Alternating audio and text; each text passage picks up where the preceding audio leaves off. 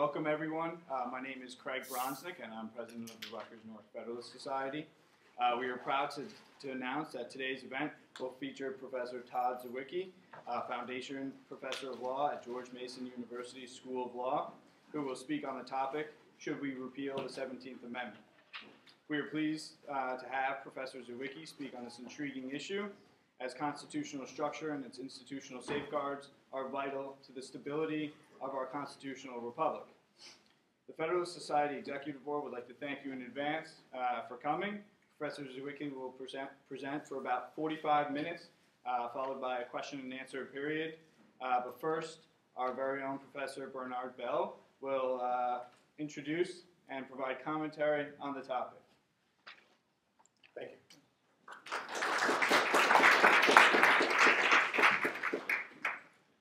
Good afternoon. What I'll do is I'll just give a further introduction of Professor Zywicki, and then I'll save my commentary until after he lays out his thesis. So we welcome Professor Todd Zywicki today here to the law school. As you've heard, he's been a professor at George Mason University School of Law since 1998. Though during that time, he's taken semesters out to do various things, such as being a visiting professor at Boston College School of Law, Georgetown Law School, and Vanderbilt Law School, as well as spending a year from May 2003 to July 2004 as the director of the Office of Policy Planning at the Federal Trade Commission. Professor Zywicki holds a bachelor's from Dartmouth College, where he majored in government. He has a master's in economics from Clemson University, and his JD is from the University of Virginia Law School. Upon graduation from Virginia, he served as a law clerk to Judge Jerry E. Smith on the Fifth Circuit. He is currently the editor of the Supreme Court Economic Review. His researching and teaching interests focus on bankruptcy, commercial law, contracts, and business administration. And he's frequently been asked to give testimony before congressional committees on commercial and financial matters. He is truly a prolific writer. In fact, he's one of these people who writes faster than I can read. Fortunately, he doesn't write in my field, so I'm okay. But it's really extraordinarily prolific, having written over 70 articles and books chapters. I think he has 3 books on the way out, so they are forthcoming in the near future. I just heard he was one of the top 50 cited people on the Social Sciences Research Network, which is a place that legal faculty put articles for others to read. And all this may actually leave you wondering, what is actually the 17th Amendment? And 2, why is he talking about it? The 17th Amendment, of course, is the amendment that provides for direct election of senators and changes what had previously been the constitutional mandate of the upper houses of state legislators choosing that state's senators. And why is Professor Zywicki talking about it? Because it's not exactly a commercial law or bankruptcy topic. But early in his career, he wrote about the 17th Amendment. In fact, I just learned that one of his writings on this was part of his master's thesis when he was getting his master's of economics at Clemson. And so he did a public choice analysis of the direct election of senators, which is in the Oregon Law Review. And then a couple years later, he followed it up with another piece, which is a historical analysis that he published in the Cleveland State Law Review. All right, so as I said today, he'll be presenting his thesis on why we should go back to the original way of selecting senators. And then afterwards, I'll have a few comments, and then we'll open it up to questions and answers. Professor Zywicki.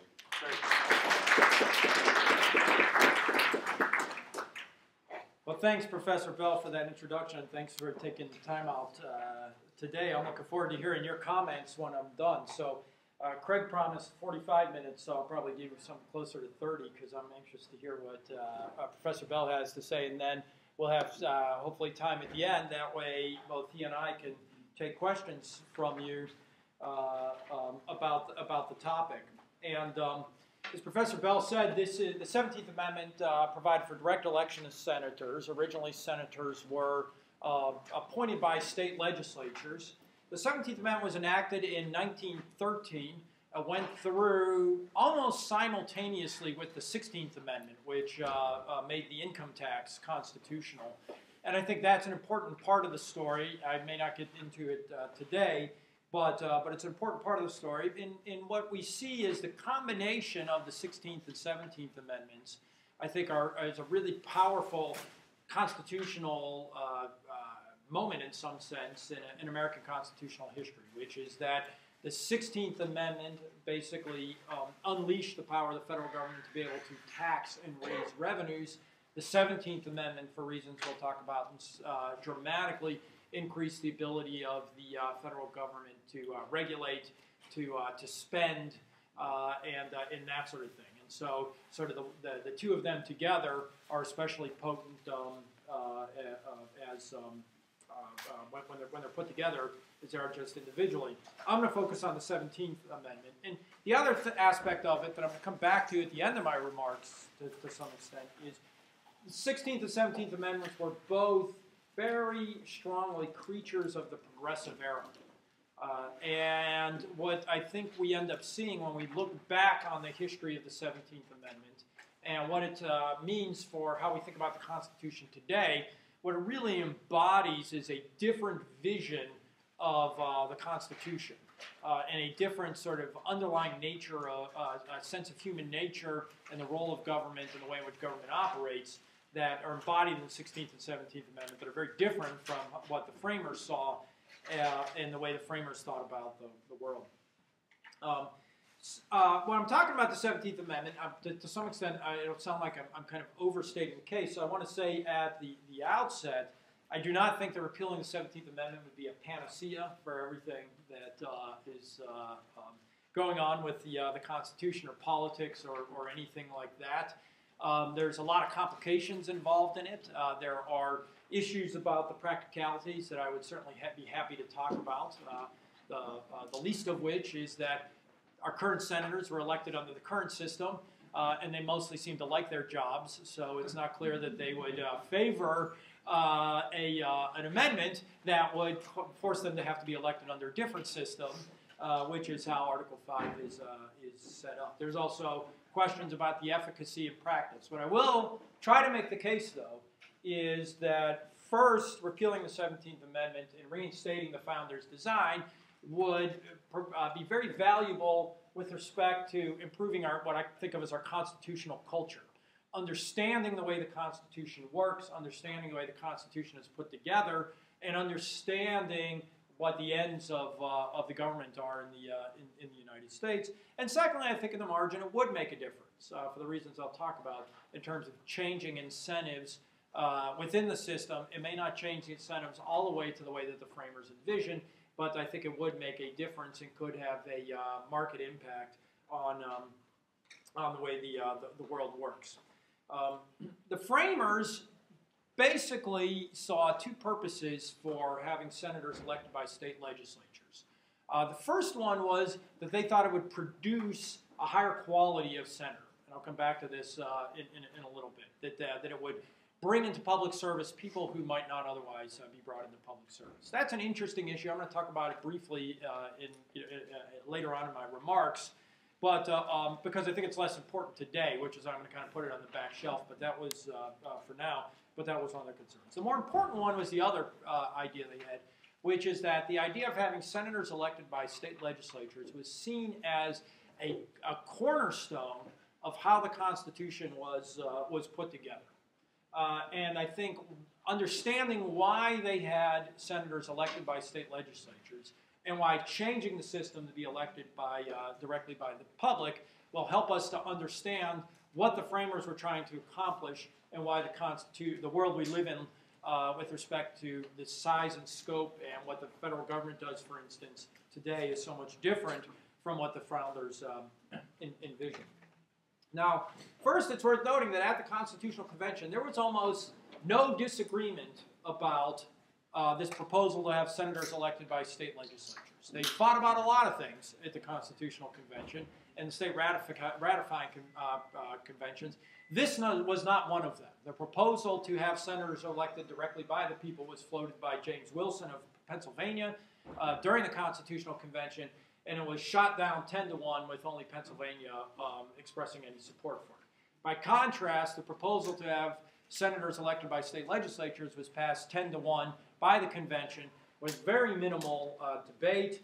The great Senate historian at the beginning of the 20th century, George Haynes, who was the leading scholar at the time the 17th Amendment was enacted, said that hardly any proposition before the convention brought forth so many members to speak in its favor. The Federalist Papers said that it was among the various modes which might have been devised for constituting this branch of the government, that which has been proposed by the convention is probably the most congenial with public opinion. And in the state ratification debates, Haynes summarized it as not a word of criticism was directed at the election of senators by the legislatures. And you can see this would be the kind of thing that even the Federalists, who were in favor of a stronger national government, would be a little bit reluctant about this. They embraced it. For Anti-Federalists, it was kind of a no-brainer, right? The Anti-Federalists were obviously going to be in favor of a proposal like this that was designed to protect federalism. So what were the framers up to when they designed this as a structural protection? I think the jumping off point to understand in thinking about what was going on here is that the framers' design was to create a constitutional republic, not a democracy. Their goal was to create a constitutional republic and not a democracy. Why does that matter? Well, because to the framers, the purpose of government was to protect liberty, not to maximize democracy, not to include the public in policy and deliberation and that sort of thing.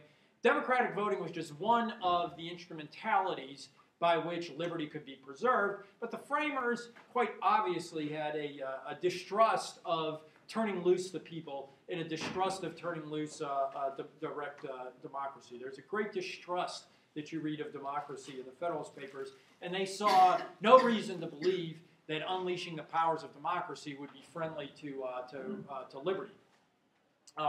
You also see they don't see anything ennobling or anything like that about democracy, right? They don't see democracy as something that uplifts people and gives them a voice and all these sorts of things that we often kind of talk about today, right? They would not have been interested in rocking the vote, I don't think, for instance.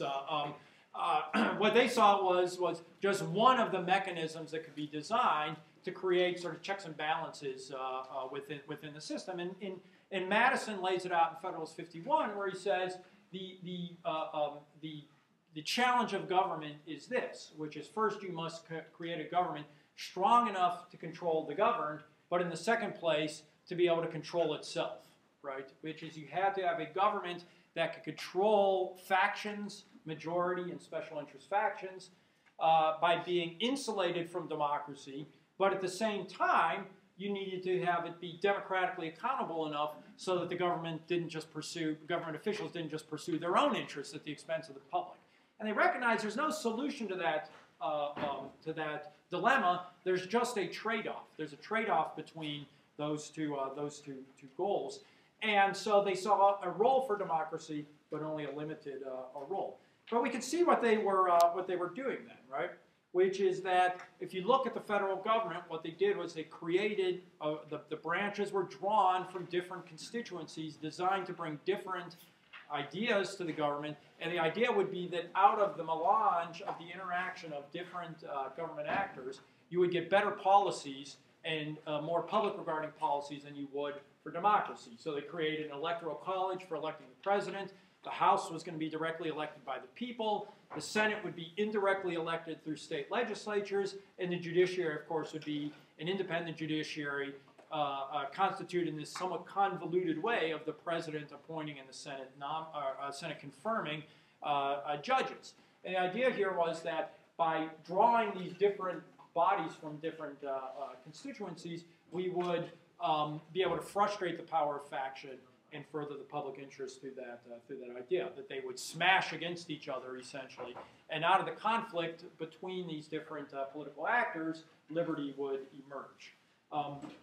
And so what Madison says, kind of summing up the relationship, a dependence on the people is no doubt the primary control on the government, but experience has taught mankind the necessity of auxiliary precautions. The auxiliary precautions that we're concerned with today, of course, being federalism and separation of power. So let's talk about how the Senate fit in there. First, let's talk about federalism. It's obvious the way in which the Senate was designed to further the goal of federalism. The idea of having state legislatures being the constituents for senators was clearly designed to give the states the ability to protect themselves against overreaching by the federal government, right? As George Mason put it, that this would be a necessary vehicle in order to keep the federal government from swallowing up the states. Or as John Dickinson said, it would produce a collision between the different authorities which should be wished for in order to check each other. Federalist 62 said it was designed to secure the authority of the states against the federal government. And the idea was that from a federalism perspective, the framers thought that having senators elected by the states would be both a necessary and sufficient mechanism for protecting federalism, for protecting the states from overreaching by the national government.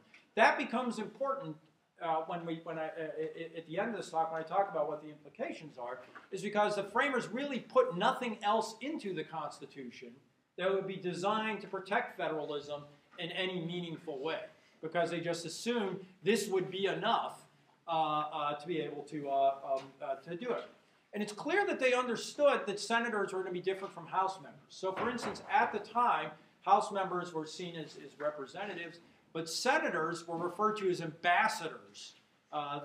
Senators were typically referred to as ambassadors from the states to the national government. And like an ambassador from, say, the United States to a foreign country, senators were understood to be allowed to be instructed, be given instructions on how to vote on issues by their constituents, being the state legislatures.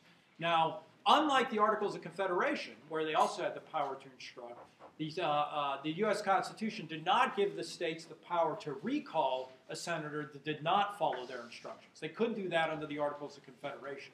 However, even though they lacked that formal power, the practice was that senators who refused to follow or didn't want to follow instructions would typically resign their office rather than ignoring the instructions they were given by their state legislatures. And so the idea was that they were clearly designed to be ambassadors, representatives of the state legislatures and the states as entities. And so what was the logic of this? Well, the logic that underlays this is, I think, a core idea that we find in the Federalist Papers, which, again, I think brings us back to what underlies the framers' vision versus the vision of government that we see coming out of the Progressive era, which, as Madison says in Federalist 51, ambition must be made for a constitution to persevere. Ambition must be made to counteract ambition. The interest of the man must be connected with the constitutional rights of the place. Why is that? Because I think it's the single most important line in all the Federalist Papers.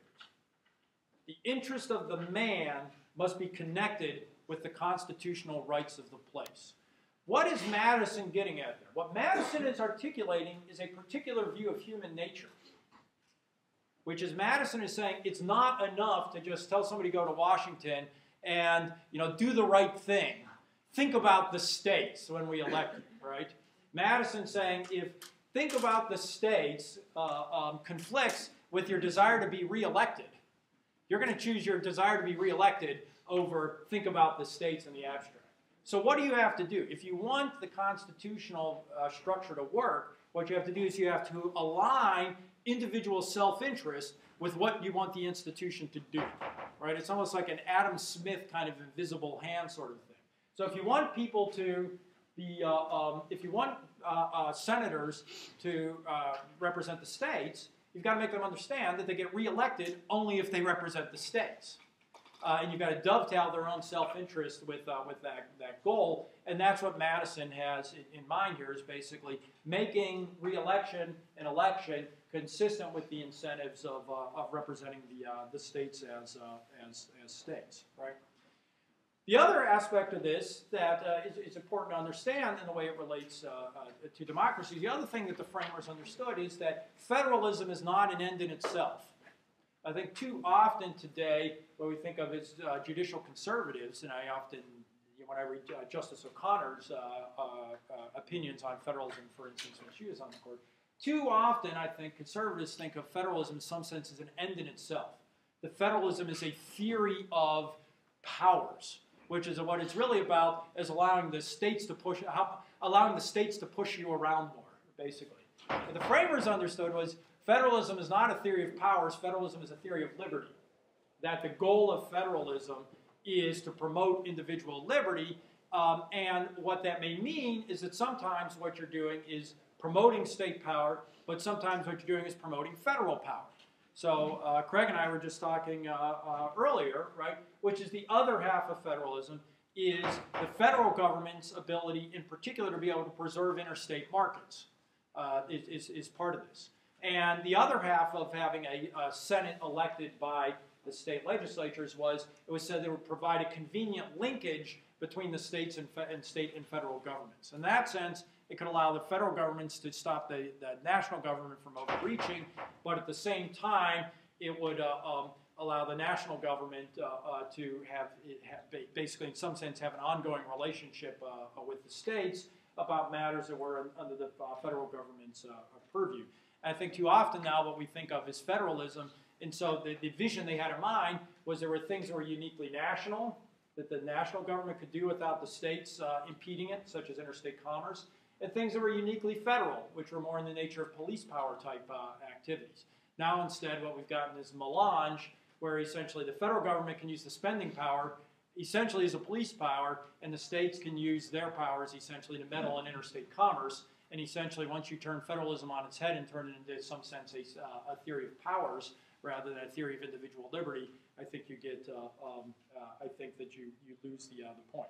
So did this actually work? If you look at the history of the 19th century, it seems like it did. It looked like during the 19th century, the federal government was able to do the things the federal government needed to do. Its enumerated powers under the Constitution, Army, Navy, build internal improvements, those sorts of things. But the federal government, by and large, did that and remained at a relatively modest level during the 19th century. The federal government would occasionally grow in order to meet crises, but it would shrink again after the Civil War, the Mexican-American War, whatever the case would be. We did not have this so-called ratchet effect, as Bob Hicks has described the 20th century, where the federal government intervenes during a time of crisis and sticks around, and intervention just keeps growing and growing and growing. I think that there are certain things about the current constitutional structure that in some sense would have been unthinkable under the original Senate structure. So for instance, think about unfunded mandates, where the federal government passes laws that basically force the states to spend money on things.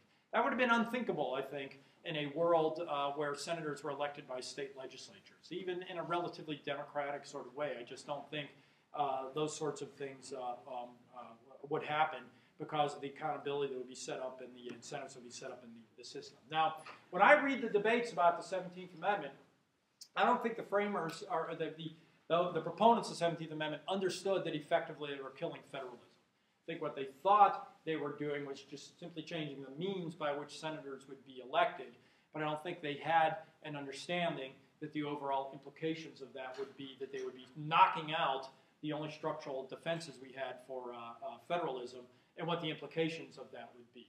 Obvious, there are some possible implications about it that we'll talk about at the end. There's some disagreement on that. Ralph Rossum, who's going to be here in a couple weeks, disagrees on that and thinks that it was so obviously foreseeable what the consequences would be that it was meant. I don't see that when I read the debates. So that's the federalism part of it. Let me talk then about the other half of it, which is bicameralism and separation of powers, which is most of the debate has taken place on federalism, but to the framers, bicameralism was just as important. And bicameralism is the idea of the separation of powers. And what is the purpose of separation of powers and bicameralism? It was to frustrate factionalism. It was to frustrate interest group and special interest, rent-seeking, and factionalism through the federal government. And the idea would be that by erecting barriers such as bicameralism in Congress, presidential veto and presentment, independent judiciary, the idea would be is that it would prevent both majoritarian and special interest faction from basically capturing the government and diverting it to improper ends, and to do that. And based on the Articles of Confederation, what the framers were most concerned about was rent-seeking and factionalism through the legislature, because the Articles of Confederation has led to such an excess of that through the legislatures. So Madison wrote in Federalist 51, in a Republican government, the legislative authority necessarily predominates. The remedy for this conveniency is to divide the legislature into different branches and to render them by different modes of election and different principles of action as little connected with each other as the nature of their common functions and their common dependencies on the society will admit. What's the idea here? The idea is if you have two houses of a legislature that are elected by exactly the same constituencies, you've really only got one house, right? You can put together the same coalition in both houses. So what you're going to have are two bodies elected from different constituencies so as to raise the level of consensus that's necessary for laws to pass, thereby reducing the possibility of special interest influence over the government, right? And so Madison says that would provide an additional impediment against improper acts of legislation. No law or resolution cannot be passed without concurrence first of a majority of the people and then of a majority of the states, right? And he's got this other wonderful phrase that a second house is distinct from and dividing the power with the first would double the security of the people by requiring the concurrence of the two distinct bodies in schemes of usurpation and perfidy. And so it's clear what they had in mind. Now, did that work? I think so. I mean, I think a case could be made that not only have we seen a dramatic growth in the federal government since the repeal of the 17th Amendment, obviously accelerated by the New Deal, but I think we've seen a growth in a disproportionate way, which is a growth of rent-seeking, special interest legislation, and basically the use of the government to take from A to give to B in a variety of different forms. A particular growth in special interest over the national government. And why is that a particular problem? Well, at the states, at least you've got some constraint imposed by interstate competition. If legislators get too greedy about trying to redistribute wealth to interest groups and that sort of thing, there is at the margin some price to be paid. Whereas at the national government, that tends not to be the case. And I think that is a general observation. One could say that rent-seeking and special interest legislation tends to gravitate towards higher levels of government as a necessity to find larger groups of captive people to provide wealth transfers. I think it's just it's a dynamic of politics for rent-seeking legislation to rise. Now, one of the things that's interesting that Madison observes when he's talking about bicameralism is he says it could prevent good as well as bad legislation from happening. But what Madison says is, I'm more concerned about bad legislation than good, and he says, looking at the experience of the Articles of Confederation, the primary problem of legislatures is they tend to produce too much, not too little legislation. And in particular, what he had in mind was this particular type of legislation. What was the logic about that? Well, in isolation, there is a logic to that. But in greater context, there's even more of a logic to that. The way the framers saw it was, of course, that not every problem was supposed to be solved by the federal government. that simply because you had a problem didn't need the federal government needed to solve it. Instead, what they saw was the federal government is basically being at the top of sort of a pyramid of ways to solve problems in society, from the federal government to the state government to local governments to local voluntary associations like churches and charities and that sort of thing, and simple market activity, right? I mean, market activities solve a lot of problems in that sort of thing. And so in that sense, I think the logic was there's a particular danger of special interest factionalism, special interest legislation, when you raise things to the national level, that you have less of a problem at lower levels. And so there's a logic to why you're more concerned about blocking bad rather than good legislation at the federal level, the logic being that good legislation can, or good ideas, good solutions, there are other ways in which those can come about: state, local governments, voluntary associations, markets, and that sort of thing. So let me just say a couple other words and then have some closing remarks.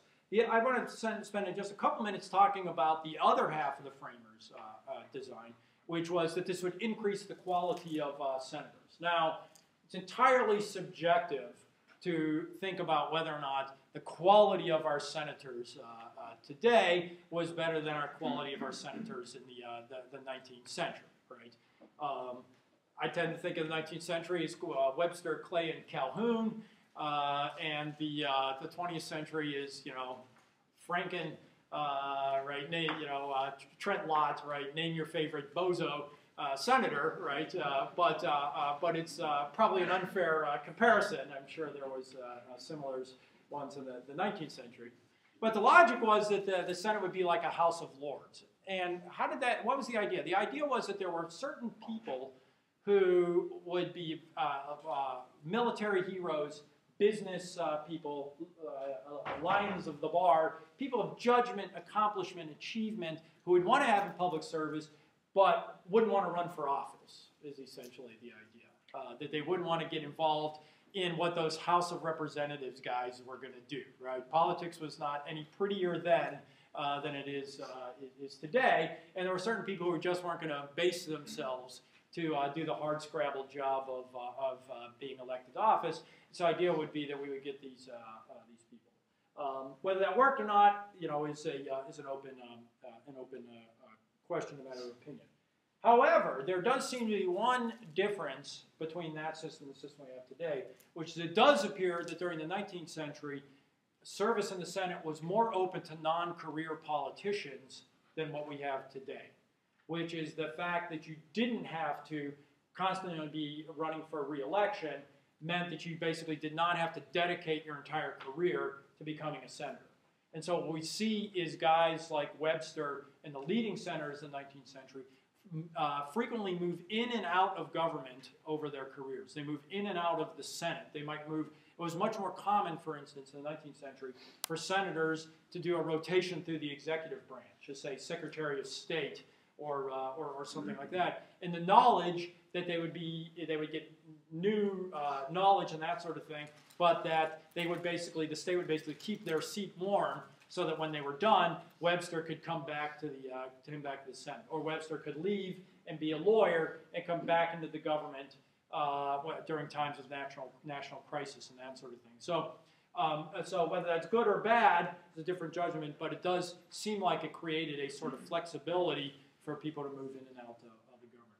A final just word on three other structural issues.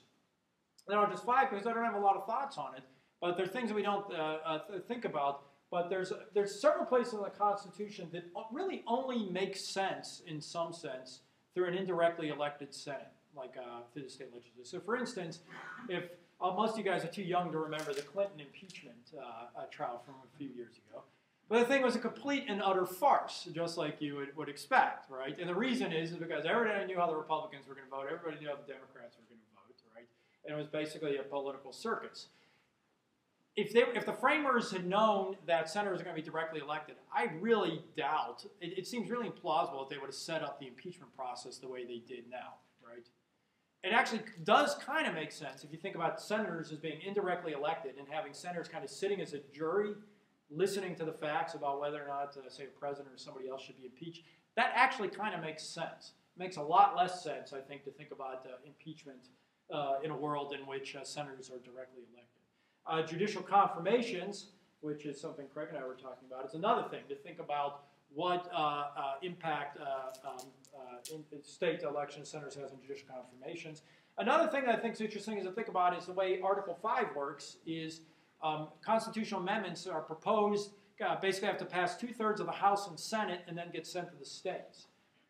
Election of senators by state legislatures essentially allows the states to directly put forth a proposal through the Senate for a constitutional amendment. There's no vehicle for that to happen today. Randy Barnett has proposed an idea that would basically do the opposite of that, which is the states would be able to repeal a federal law if they didn't like it, but there's no way for them to sort of affirmatively put something onto the agenda in that way. So what's the bottom line on all this? I think that the 17th Amendment fundamentally changed federalism and changed separation of powers and bicameralism. I think that it was a very potent force in the growth of the federal government and the growth of the federal government during the 20th century in a particular way, involving a growth of special interest influence within the federal government. But more generally, what I think we see underlying the 17th Amendment is a different vision of man and the nature of government and what's possible to get from government. The worldview of the framers was essentially that government was a necessary evil, and that the purpose of the Constitution was to, by and large, to keep bad people from doing too much bad. The vision of the progressives, in some sense, in getting rid of the 17th Amendment was that the vision of government is to allow good people to do good. And those are two completely different views of the government. And in some sense, it rests on your nature of what, your instinct about what human nature is. My overall impression is that the framers were onto something in terms of that power does corrupt and that absolute power does corrupt absolutely. But what they more than anything else understood is it's about incentives. The robustness of the framers' design comes from the idea that they were working within what they believed, I personally think accurately, were the limitations of human nature. And that to make the Constitution work, you had to get the incentives right so that people's natural self-interest led them, as Madison said, to promote the constitutional goals that we wanted them to promote. Whereas I think the progressive vision, it rests on a very different idea. Things like federalism and bicameralism then becomes obstacles to doing good. So if Madison's view was that the balance was that legislatures tend to that the balance is that they produce too much bad legislation relative to good, and that's the primary concern we have. I think the alternative vision is that democracy works well enough that we can trust it to produce more good legislation than bad. And I think that's the big question that's left on the table as a result of all this. So I'm going to go ahead and stop there, and I look forward to hearing Professor Bell's remarks.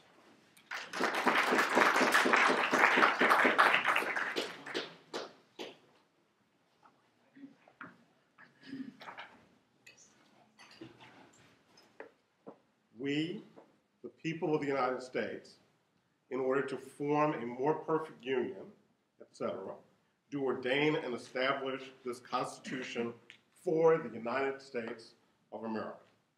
Right? Why do I start by quoting the preamble of the Constitution?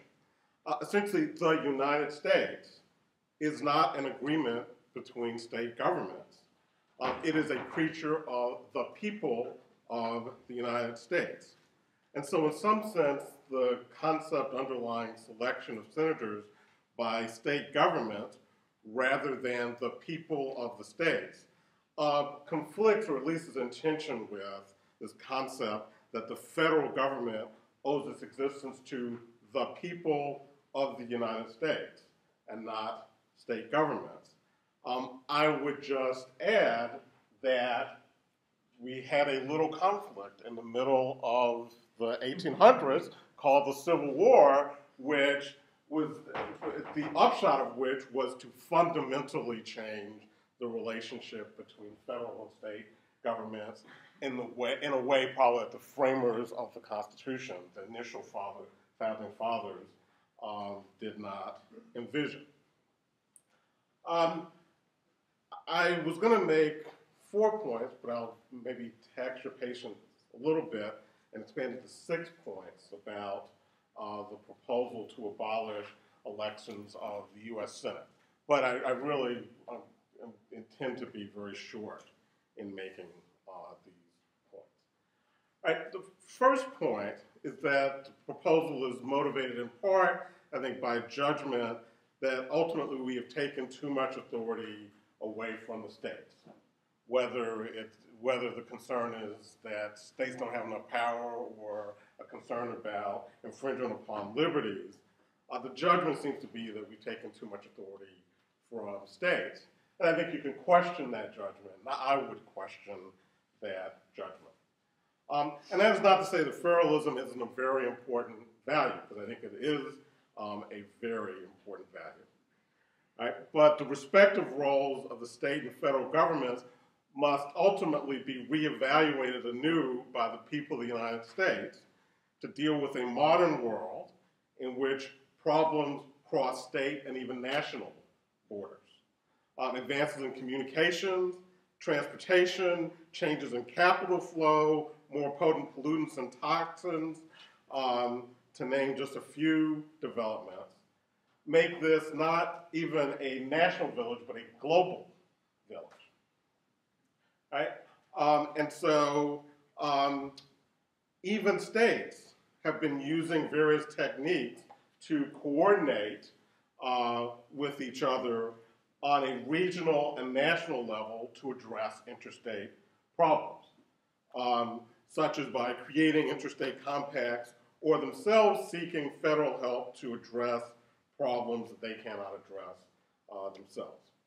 So the upshot is that I think it is highly debatable whether we have the wrong federal-state balance, even granted that that balance is different than that envisioned by the framers of the Constitution. Second point, right, the federal government is in some ways already responsive to state government interests. And I think it's not quite the case that the only protection or the only sensitivity to states is through changing the Constitution to make senators subject to selection by the upper house of state legislatures. Right now, it's states that redistrict the House of Representatives, right? And so if you want to keep your seat in the House of Representatives, you better be very involved in what's going on in your state, because they can redistrict you out of office. Presidents must focus on states in terms of primaries and in terms of the campaign strategy in the general election because of the Electoral College. And this makes presidents quite attuned to the concerns of states and state governments. Not surprisingly then, states play a major role in the administration of many federal programs. The concept of cooperative federalism, which some of you who've taken common law with me will no doubt remember, I mentioned in common law, is one in which the federal government may set the overall standards or goal of a program, but then provides funding to states for states to adopt their own types of approaches to dealing with those problems. All right, so that's a type of structure that gives states quite a large role to play in federal programs. And I'll just note that even popularly elected senators show a sensitivity to the peculiar interests of their states. You think about the Affordable Care Act and all the criticisms about the way it was passed. I remember Senator Ben Nelson's Cornhusker Compromise or Mary Landrieu's Louisiana Purchase. Well, those are provisions directly related to protecting their states. Third point, right?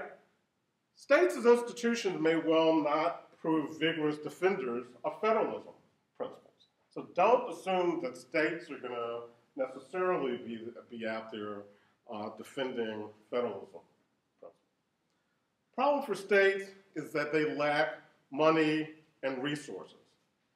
And they often see the federal government as a solution to that problem, right? So states can be expected to seek federal involvement regardless of some theoretical federalism principles. Right? And indeed, it's better than that because states can seek federal help, and then if the populace becomes dissatisfied with the program, blame those pointy-headed federal bureaucrats for messing the whole thing up. Right? So it's a great deal for the states. Not necessarily sure that having state legislatures choose senators is going to change that sort of approach or behavior by states. And I'll just note that, interestingly, probably one of the more pro-federalism approaches in the last 50 years was Richard Nixon's General Revenue Sharing Program. And Richard Nixon's name, I guess, is not often mentioned in a favorable light, but this is a great program where essentially the federal government provided unrestricted funds to states to supplement their resources. Right? And ultimately, ironically, that program was ended by President Reagan, who, I would say in general is probably a pretty pro-federalist states' rights president, but certainly ended that particular program. Now, given our budgetary situation, I'm not suggesting that it's a good idea to go back to this general revenue sharing program.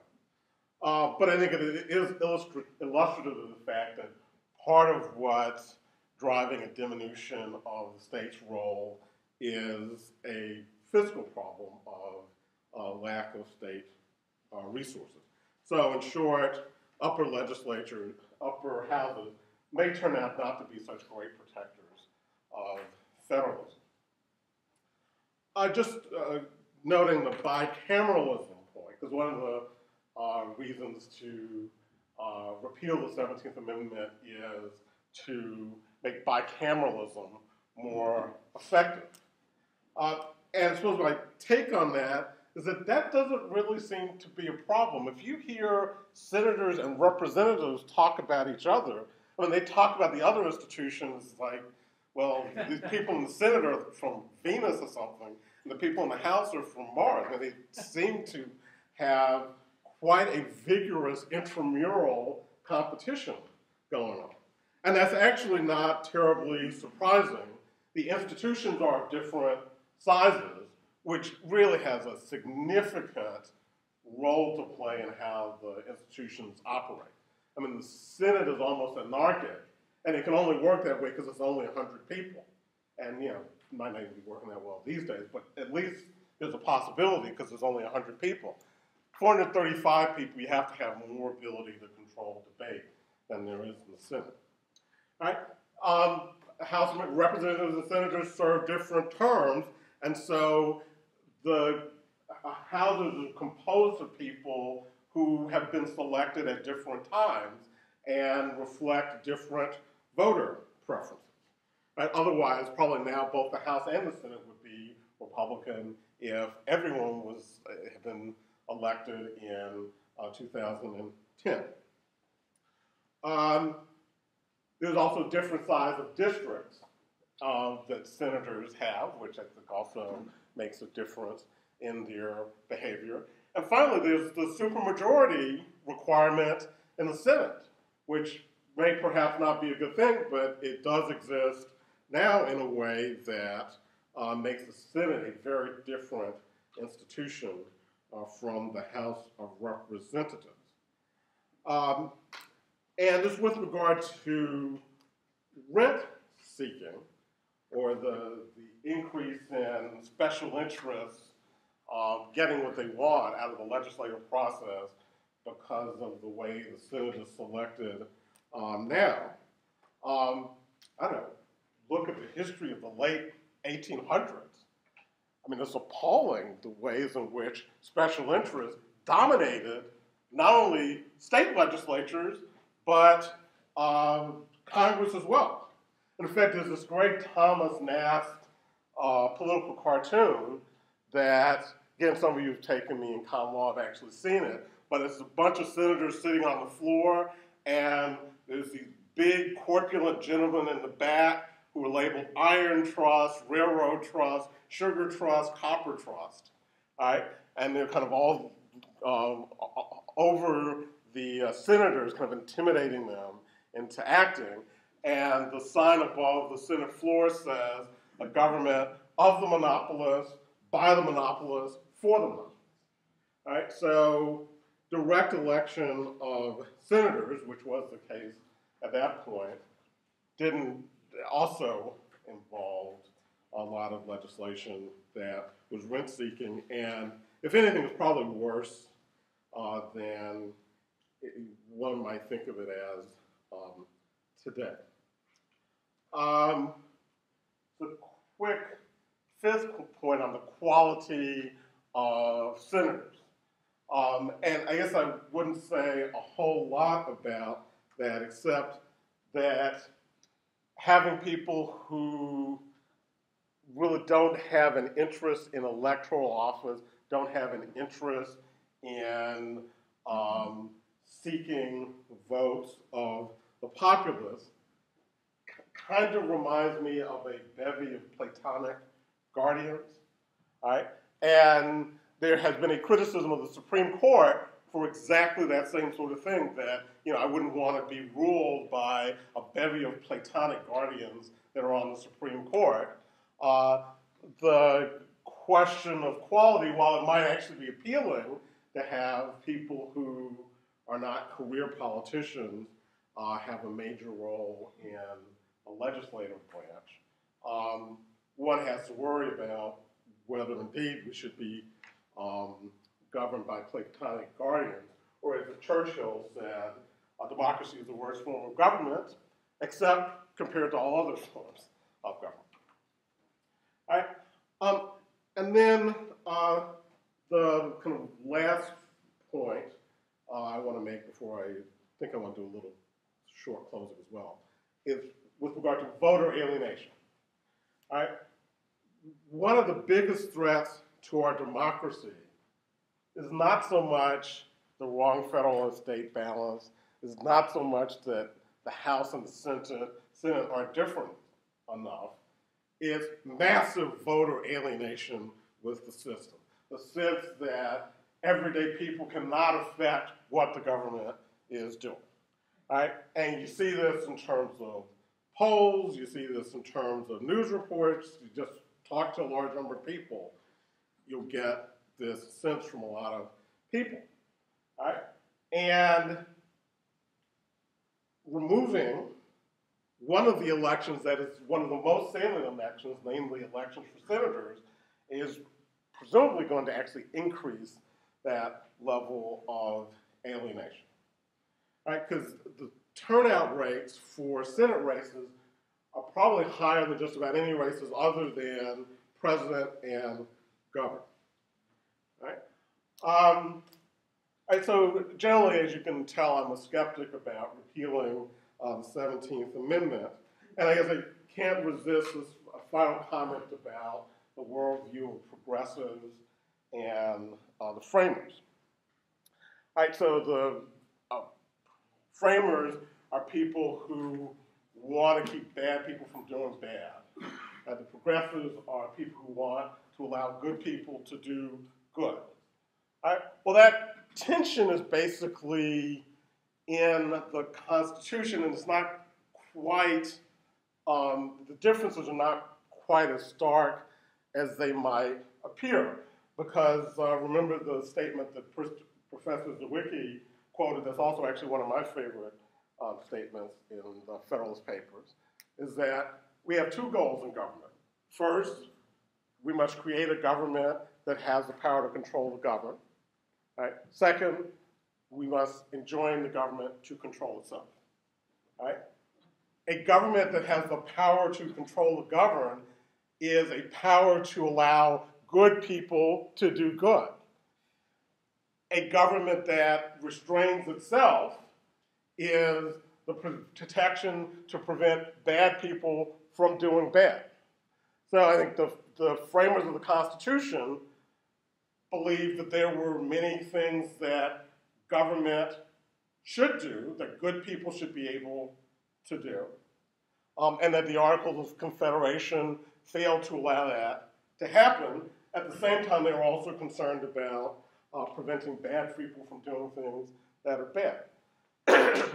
I think to some extent, probably the progressives had the same view. Perhaps they had a more salutary view of government, right, which is not surprising because, as it turns out, over the course of our history, things have progressed so that we are more dependent on each other, and we are actually more dependent on government. And it's not because of any conspiracy to create this, it's just that's the way I think things have happened.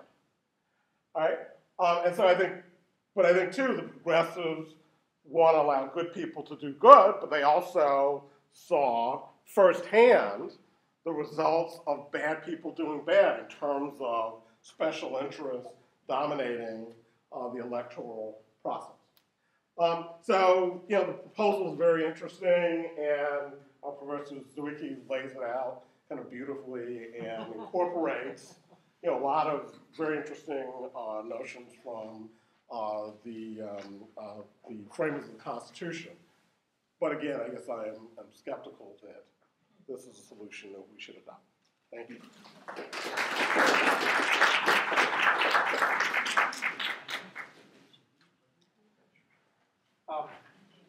I want to thank Professor Bell for those comments. I think rather than responding or anything, I'd like to open it up to questions. Although I should say he said he's a skeptic, as most people are. I remember the woman I was married to at the time, back when I did my first debate on this. I told her I was going to debate on should we repeal the 17th Amendment, and she said, "Who's going to argue in favor of that?" And I said, yes, me. So I guess the writing was on the wall at that point about where that marriage was at. Yes. Let's open up to questions, and I'm going to invite Professor Bell also to chime in. So if you're willing. So yeah. First of all, thank you both. It was really much more interesting than expected. Was that a low bar there? Yeah, right. So, but seriously, my question, and perhaps it's because having grown up in New York, which has a notoriously dysfunctional state legislature in Albany, and then moving to New Jersey, which it's hard to tell if it's better or worse. We have budgets, but they're only balanced in illusory ways. Would it actually be better if the state legislatures were responsible for senators? I mean, wouldn't we see more things like the Cornhusker kickback in Louisiana, just more opportunities to take money from person A and give it to person B in exchange for votes and other really unseemly things, and end up leading to a larger role for the federal government rather than a smaller role?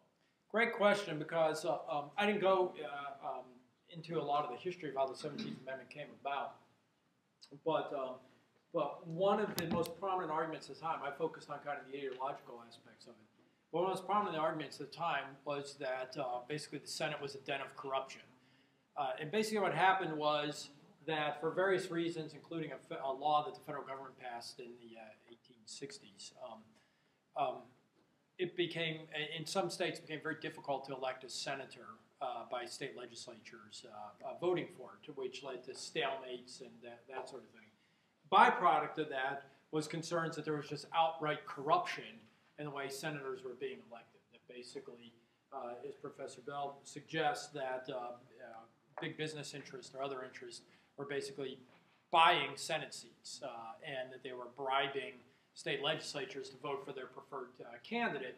And so one of the rationales that was given for this was that this would kind of bring things out into the sunlight. Sunlight's the best disinfectant. It would take it out of the hands of corrupt state legislatures, or more generally saying, state legislatures that could be more easily corrupted because of the way in which they were, the way in which senators were elected, that you could just buy votes and that sort of thing. I think that's probably not that much of a problem today. We live in a very different technological environment, a different political environment, that sort of thing in terms of what corruption might be. I think it was probably overstated at the time if you look at really how many cases of corruption there actually were. But more generally, I think that that the question of which system is that it's kind of a funny question. I think that both systems are in some sense kind of, I mean, we think of things of both of them as kind of being corrupt, right? I'm sure we've got the direct corruption, right? A congressman with, $80,000 in his refrigerator in his office, if you remember this one for a couple years ago, right? Or Duke Cunningham, who was, out engaging in outright bribery to deliver defense contracts and that sort of thing. So that's just, always going to be there. But when you think about it, what you're really trading off, I think, is in some sense kind of the insularity and the potential threats of kind of the insularity of state legislatures having this discretion to be able to choose, which is what they were concerned about in the 19th century, versus a different sort of, what I think most people kind of think of as a form of corruption, the way in which, basically fundraising and, sort of legalized what amounts to legal vote buying and rent seeking happens today. And one of the things that's interesting is the proponents of the 17th Amendment said it would get rid of corruption, and most of them within 20 years after it was passed said, all right, well, it didn't get rid of corruption, just changed the corruption into a different sort of form. And one example of this was that among the strongest proponents of the 17th Amendment were urban political machines. Because urban political machines knew that if you moved to a system of direct election, they could deliver their people to the polls, and that they would be able to control elections, as opposed to under the pre-17th Amendment system, where the complaint was, for instance, that rural districts were overrepresented, and it was had to do with the way the state legislatures were put together prior to Reynolds versus Sims and all those sorts of cases. There's a lot going on in there. Having said that, I take your point, right? A lot of state legislatures are buffoonish. A lot of representatives and senators in Washington are buffoonish. On average, who's got the larger percentage of buffoons, I think, is an interesting empirical question. You do certainly have states like New York and New Jersey, where state politics are notoriously corrupt. My guess is you probably got other states that are less corrupt than the average politician in Washington. So it's a good point, and it's one that people often raise, which is, don't we need to take state legislatures as we find them today before we give them this power? And I think it's a legitimate question. I think another, Professor Bell makes a great point that I kind of elided over, which is it's not necessarily the case that the state legislatures themselves would be hostile to federal power, or especially to federal money. Some people, responding to me, have basically said, well, if anything, state legislators want state legislators want federal money even more than the people of their states want it. In terms of funding their pet projects and that sort of thing. So I think that's a whole nother. I think he raises a good point about that, to think about how those dynamics might actually play out in practice. So,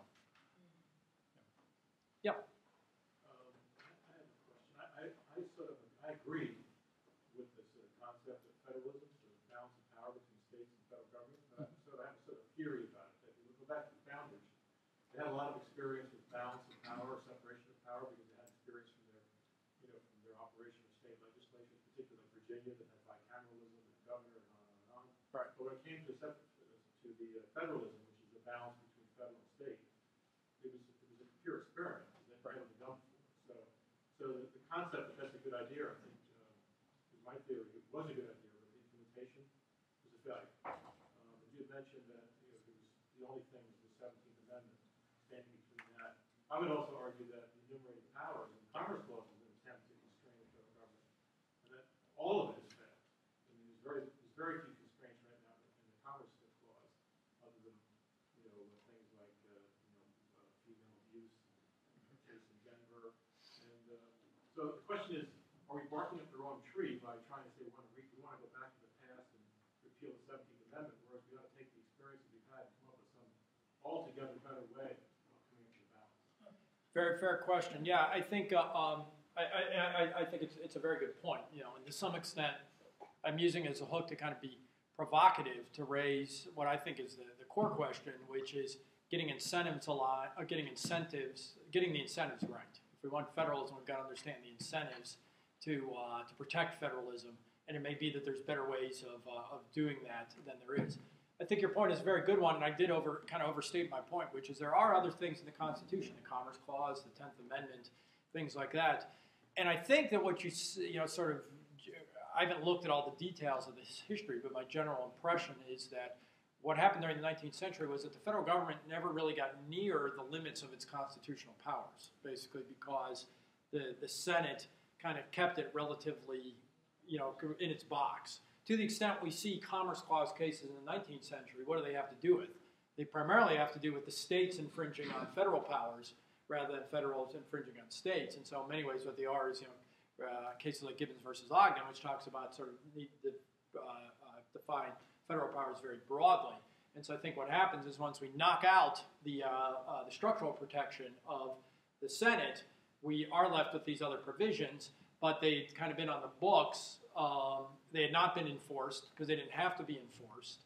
But I think one of the implications of this is that they probably should be, right? Which is if we desire to keep federalism as a constitutional principle, but getting rid of direct election, getting rid of changing the way senators are elected, changes the mechanism, then I think we probably do need to start thinking about other sorts of experiments, whether it's first enforcing the 10th Amendment, getting judges involved to protect the constitutional value of federalism. Professor Bell makes the argument he thinks we don't need that because we've got enough political safeguards in there and that sort of thing, which is a reasonable argument also. But 10th Amendment, Commerce Clause. But it may be that there's other ways to do this, and maybe you've got some ideas. But it strikes me that I have this discussion in class with Professor Bell's course, is that the problem. I have a business background. The problem with stateside is they have no leverage. Right. So here's the federal government's position, and here's the state's position. The federal government says we win, you lose. Right. There's nothing they can do. Absolutely nothing. So the question is and I think the founders made an attempt, but it didn't work. Right. So the question is there some way we could give the states added leverage, recall power for senators, right? Like that, or something. So to me, it sort of strikes me as the 17th Amendment was almost the prior regime was almost an imitation of corruption. Not that all aspects of government don't have some element of corruption, but rather than focusing on the 17th Amendment, there's some other way to give the powers, which is what I would recommend. I don't know what it is. Yeah, and there are some. Randy Barnett has the idea of allowing a certain number of states to get together and repeal a federal law, which he prompted through Obamacare. Said you could also have more vigorous judicial enforcement of constitutional structure, and I think that would help. I mean, I'm in favor of those things. Don't get me wrong, but I don't know that it does everything the 17th Amendment or that the Senate was designed to do, which is first, it's all after the fact. Right? Those sorts of things are after the fact.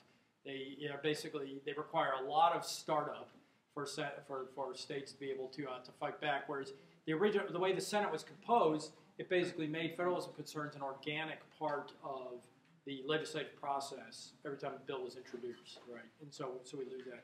The other thing is I genuinely think that the bicameralism issue was important to the framers, and I think is more important than we tend to think about it. And so solutions that focus just on federalism don't do the same thing that the Senate would have done with respect to bicameralism. So, but I think we probably want to be thinking about things along those lines as well. So, for instance, I think perhaps from a judicial perspective, perhaps it does say something about judicial enforcement of separation of powers more vigorously and that sort of thing. But I haven't given as much thought about what that might look like, and I don't think people focused on that aspect of it. But it is a challenge. People are working on it. But I think that the way the Senate was originally composed does some things that even the ideas that we have today don't completely do. So but it's a very, very difficult problem to solve and to maintain. Yeah, just as a general question, do you think that the 17th Amendment and the support for the 17th Amendment and the rhetoric that I suppose Professor Bell was discussing earlier, that the people need to keep senators accountable, comes from the sort of Charles Beard meets, Robert Dahl, pluralism, progressivism agenda that structure isn't necessary to democracy, but that the closest thing you have to direct democracy is more direct democracy when structure in of itself isn't at the core of democracy. Right. And you think that that's the basic disagreement with understanding that pluralism dispersed among 50 states is better than pluralism and special interests concentrated and legalized and hidden in Washington, D.C. Not sure I got everything that you were saying, but maybe this is it probably won't be responsive. So I'm going to give it a historical answer to a theoretical question. But one of the things that's interesting when you look at this era is that even though the proposal to elect senators went through kind of built up speed and became popular pretty quickly, there was never really a serious effort to change the system for appointing federal judges to elected, which I think is kind of interesting, especially considering that almost every state, most of the states that came in after the Constitution had been around for a while, affirmatively chose to reject an independent judiciary. Right, almost every Western state, for instance, states that were added as they came along, chose democratically elected judges. But there's a sense in which there's a strange sense in which that proposal never really got any headway to change federal judges to directly elected. Or to elected in any sort of way.